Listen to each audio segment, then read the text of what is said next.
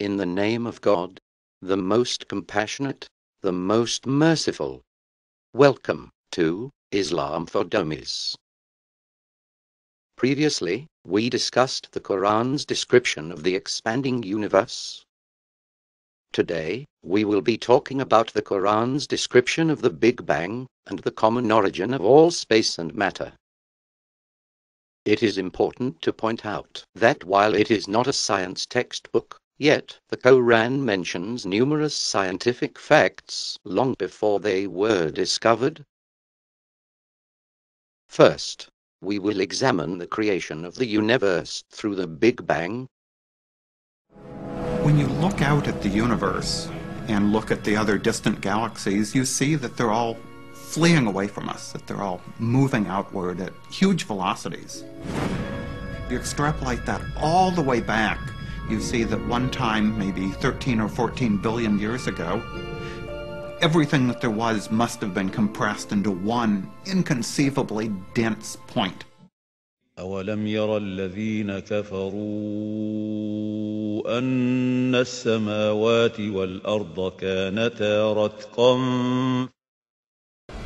Whatever the universe was at the very beginning, some 13.7 billion years ago, we think it was tiny, an infinitesimal nugget of space. And then something happened, triggering the most colossal explosion in history. أن السماوات والأرض كانتا رتقا ففتقناهما. It seems there was an explosion so huge that it created an entire universe. The Big Bang. No one knows what caused it, but we think that the Bang created space, time, and all the matter in the universe. In summary, this Quranic verse states two scientifically accurate facts about the creation of the universe through the Big Bang. Number 1, the common origin of all space and matter. The heavens and the earth were both joined. And number 2, the violent separation that created all the matter in the universe. Then we tore them apart. Second, we will examine the false claim that the common origin, stated in chapter 21 verse 30, is similar to the beliefs of other societies at that time. Let's listen to discuss Islam's false claim. That the heavens and the earth were one piece before we clove them asunder. It does, however, follow very precisely creation mythologies that were believed in at the time of Muhammad.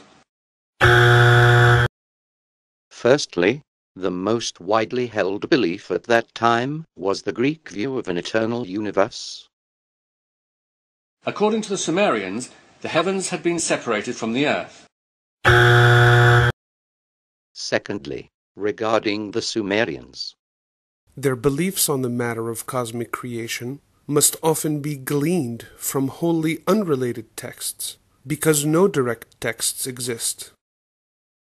In any case, their gleaned beliefs were clearly unrelated to the Quran, in that the primal unformed mass of heaven and earth was given birth to by Namu. Thereafter, it was the union of heaven with earth which produced the great gods. Discuss Islam is also confused about the ancient Egyptian beliefs. And the idea that the heavens and the earth were one single block that was broken into two was common in ancient Egypt. Thirdly, this is an utter fabrication. According to crystallinks.com and other sources, the ancient Egyptians believed that during the day, the gods Jeb and his twin sister wife, Nut, are separated, but each evening Nut comes down to meet Jeb, and this causes darkness. She gives birth to the sun in the east and swallows the sun in the west. The meeting of the Egyptian gods, Jeb and his twin sister wife, Nut, to cause night and day, is not even remotely similar to verse 21:30.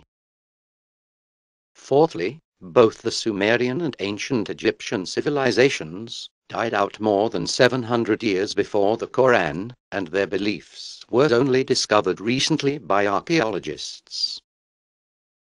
As a result, the Quran's accurate description of the common origin of all matter in the heavens and the earth is very different from the ridiculous beliefs of ancient societies. Third, we will examine the false notion that the terminology used in this verse does not match with science. Here's the false claim about verse 21:30, which states that the heavens and the earth were both joined before being torn apart. The Big Bang is not about a lump blowing up. Matter did not exist to be cloven asunder, and there was certainly no splitting of earth from heaven. Every single part of Discuss Islam's statement is incorrect. As we saw earlier, just prior to the Big Bang, Everything that there was must have been compressed into one inconceivably dense point. and the final false claim is that One can hardly think of a more inaccurate description of the Big Bang than this verse. in fact, it is the term Big Bang that is inaccurate, while the verse is quite precise. It was meant to be a derisive term. However, the Big Bang is really a contradiction because it was not big and there was no bang. It wasn't big because we think that the universe started from a singularity of some sort, and there was no bang because there was no air to carry the vibrations. So a Big Bang is in some sense is a misnomer, but the name stuck. In contrast to the term Big Bang, the Quran's description is perfectly accurate to any rational person. Thinking where Muhammad came from, he was after all a Bedouin. I think it is almost impossible that he could have known about things like the common origin of the universe, because scientists have only found out within the last few years, with very complicated and advanced technological methods, that this is the case. And somebody who did not know something about nuclear physics 1400 years ago could not, I think, be in a position to find out from his own mind, for instance, that the earth and the heavens had the same origin. Having demonstrated the clear meaning of this verse, if one were to scrutinize further the Quran's literal translation, the word joined is actually stitched together, and the word door also applies to fabric. We already admitted that the Quran is not a science textbook.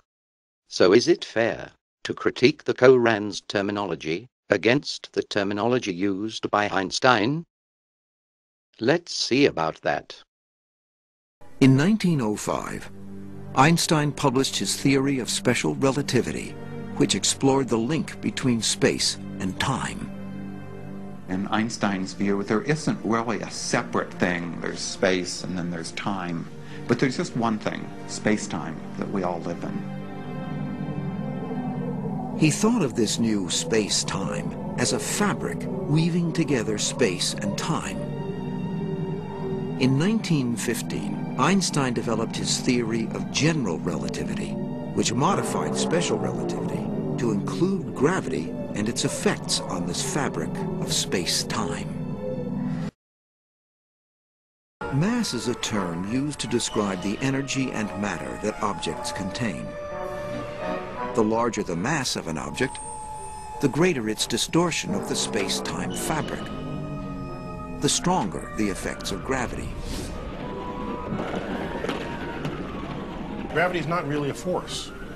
It's a fabric. It's a shape of space and time.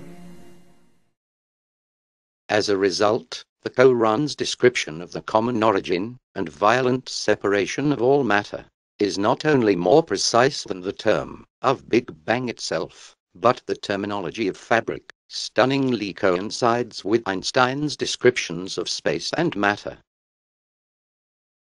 In conclusion, The Quran chapter 21 verse 30 correctly states that everything in the universe came from a common origin before being ripped apart.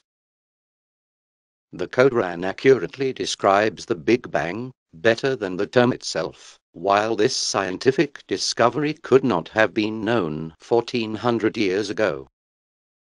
Furthermore, the verse's unusual terminology of fabric is amazingly identical to the ingenious description of space and matter by elite scientists like Einstein. And as usual, those attempting to refute the Quran's clear signs have only succeeded in proving their own ignorance about the scientific evidence and about the beliefs of ancient societies. We sincerely hope you enjoyed this episode of Islam for Dummies, and we hope to see you again next time.